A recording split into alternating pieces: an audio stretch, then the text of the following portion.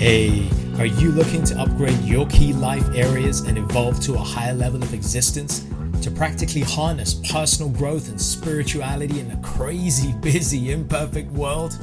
Then you've come to the right place.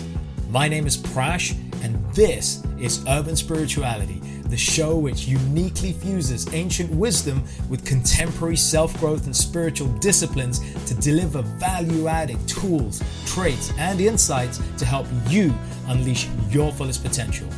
We always keep it real, featuring authentic, unfiltered dialogue with guests from diverse backgrounds to inspire, entertain, and enlighten all who listen. So get ready for your dose of urban spirituality. Be present and let's dive in. So I've got a coaching client who's in the States, and we were having our coaching session the other day, and he was explaining how something that he's recently gone through, which is one of the worst experiences he's had in his life. He described it as one of his most harrowing experiences he's ever had. He's been going through a relationship breakup.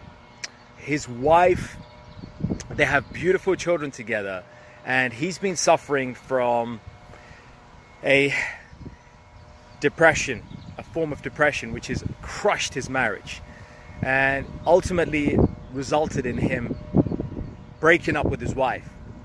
And it's been a really tough time. We've been working on it, and I've been giving him some coaching and mentoring over the past number of months. And he said to me yesterday, that breakup that happened with my wife was actually, at the time, the worst thing. I couldn't think of anything but worse. And now, months later, it was probably the best thing that could have happened to me.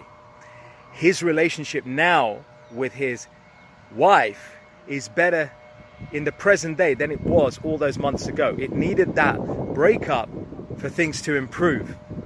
And so I wanted to tell you this story. It really inspired me. It reminded me of the story, right? So there was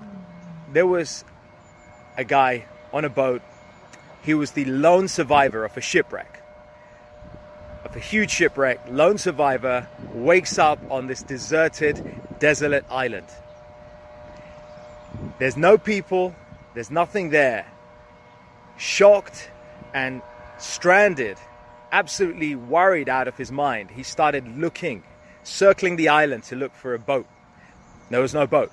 He looked up in the sky, thought to look for planes. There were no planes. He kept doing this for days, and then ultimately resigned himself to the fact that there are no boats, no planes, and he's stuck on this island.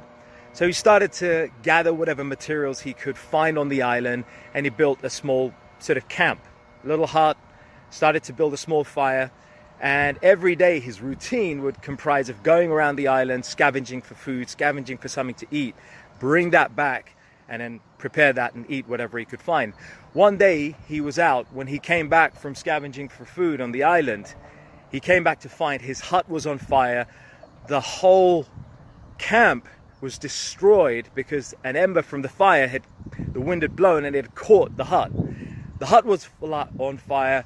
Black smoke was billowing in the air, and the guy fell down to the ground. He was completely exhausted. He thought that was it. His life was over. There was nothing.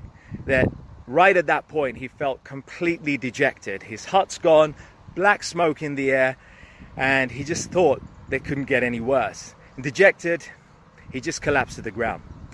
The next morning, there was a boat that had come and anchored itself on the island, and there was a lifeboat coming to catch him. So he was going to be rescued, right? So when he met the captain, he asked the captain, what I've been searching for 5 months. No boat, no plane, no nothing. How did you find me? The captain said, oh, well, I saw the smoke from your fire and it brought me over. So you see, folks, sometimes we may feel that what we're going through right now is the worst thing that could happen. But actually, that thing that is a tragedy right now may become our savior. The thing that we think means our life is over might be the catalyst that helps us to make a change in our life that we weren't doing for years. So think about where in your life, maybe there's something you're going through right now, and maybe you're suffering much more than you feel you should for what's happening right now. But maybe that thing is the catalyst to a transformation, like it was for my coaching client in the States, like it was for the guy on the desert island. Think about what you've got. And remember this thing from the Vedas. The Vedanta says, sometimes that which is truly happy becomes poison in the end, and that which is bitter becomes nectar in the end. Think about this in your life and share if you've got something that you're going through that has become or is slowly becoming the thing that's going to save you, that's going to catalyze you. Hey folks, thanks so much for listening. I really hope you enjoyed this episode, and as with all our episodes, found something to inform, inspire, and empower you in your personal and spiritual journeys in life. As always, feel free to leave a little love through your ratings and comments, subscribe, and share it with those you care about. And take your personal and spiritual evolution to the next level by joining us on one of our unique events, workshops, or retreats, or taking advantage of our personal and professional coaching packages. Find out more about us at mantratherapy.co.uk. I'm your host, Prash K. This is Urban Spirituality, and we will catch you on the next episode.